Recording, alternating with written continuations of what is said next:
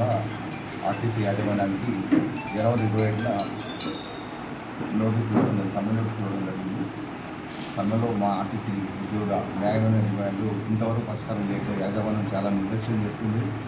ప్రభుత్వం చేయదలుచుకున్నారా యాజమాన్యం పెద్దలు ప్రభుత్వానికి కూడా తప్పుడు రిపోర్ట్ ఇచ్చి అవి పరిష్కారం చేయకుండా చాలా తీవ్ర ప్రయత్నం చేస్తున్నారు. దీన్ని నివారించడానికి పెద్దలు తమకు గౌరవ ముఖ్యమంత్రి రేవంత్ రెడ్డి గారి దృష్టికి తీసుకొచ్చి ఆర్టీసీ ఉద్యోగుల న్యాయమైన సమస్యని పరిష్కారం చేయడానికి మీ వంతు సహకారం అందించాల్సిన ప్రార్థించడానికి వచ్చినాము.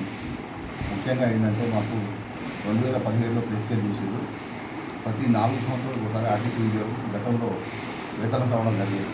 అయితే 2017కి 2024 చేసి 17 నుంచి 24 వరకు రావాల్సిన బకాయిలు ఇంతవరకు ఇవ్వలేదన్న. అదేవిధంగా 2021 ప్రెస్కేజ్ ఇంతవరకు చేయలేదు. 4 నెలలకు ఒకసారి అంటే మళ్ళీ ఇప్పుడు 2025 ప్రెస్కేజ్ కూడా దగ్గరికి వస్తుంది. ప్రతి సంవత్సరం ప్రతి 4 సంవత్సరాలకు ఒకసారి ఏప్రిల్లో ప్రెస్కేజ్ ఉంటున్నాం. రెండవ అంశం ఏంటంటే ఆర్టీసీని ప్రభుత్వంలో విలీనం చేసి ఆర్టీసీ ఉద్యోగులను ప్రభుత్వ ఉద్యోగులను పరిగణించాలనే ప్రధానమైన కోరిక రాష్ట్ర ప్రభుత్వం ముందు యాజమాన్యం ముందు పెట్టడం జరిగింది. దాని పరిష్కారాన్ని కూడా చేయాల్సిందిగా అవన్నీ గౌరవ ముఖ్యమంత్రి గారు తీసుకొస్తుందో ప్రార్థిస్తున్నాం. అదేవిధంగా రిటైర్ అయిన ఉద్యోగులకు రావాల్సిన బకాయిలు 2022 ఏప్రిల్ వరకు మాత్రమే ఇచ్చింది. దాని తర్వాత రిటైర్ అయిన ఎంప్లాయీస్కు మాకేంటంటే లీవులు వాడుకోకుండా లీవుల్ని సరే ఎందుకైనా కుటుంబ అవసరాల కోసమని లీవులు పెట్టకుండా ఉద్యోగాలు చేస్తే ఆ ఉద్యోగం 300 లీవ్ల వరకే యాజమాన్యం ఇస్తుంది మాకు మ్యాక్సిమం.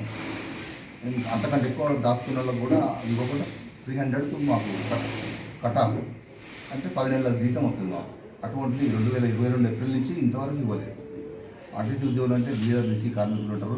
ఆర్టీసీ ఉద్యోగులు చాలా కష్టపడి రాత్రి మొగలు పనిచేసే సంస్థ మాది. అటు ప్రయాణికులను సురక్షితంగా గమ్యస్థానం చేరుస్తూ ప్రయాణికుల మన్ననలు ఉంది. యాక్సిడెంట్ రేటు మా దాంట్లో చాలా తక్కువ. అందుకని ఆర్టీసీ బస్సుల్ని మరి ప్రభుత్వం యాజమాన్యం తప్పుడు రిపోర్ట్లు ఇచ్చి ప్రభుత్వం సహకరించకుండా చేస్తుంది. దీన్ని నివారించాలా. అదేవిధంగా ముఖ్యంగా ఏంటంటే ఆర్టీసీలో రిటైర్ అవుతున్న వ్యక్తులకు ఇంతవరకు మళ్ళీ వాళ్ళ ఖాళీని భర్తీ చేయడం లేదు.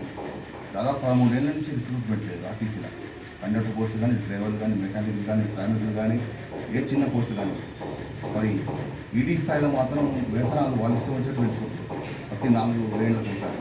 ఆర్టీసీ కార్మికులకు వచ్చేసరికి అది ఫిట్మెంట్ అని అదని ఇదని సాకులు చెప్తూ చాలా తక్కువ జీతాలు. ఈరోజు ఉన్న పరిస్థితుల్లో ఎన్జిఓలతో పోల్చుకున్నా, అదేవిధంగా రెవెన్యూ అన్ని ఎన్జిఓలు ఆల్ రెవెన్యూ, హెల్త్, ఎలక్ట్రిసిటీ అన్ని సంస్థలతో పోల్చుకున్నా ఆర్టీసీలో కష్టం ఎక్కువ, ఫలితం తక్కువ.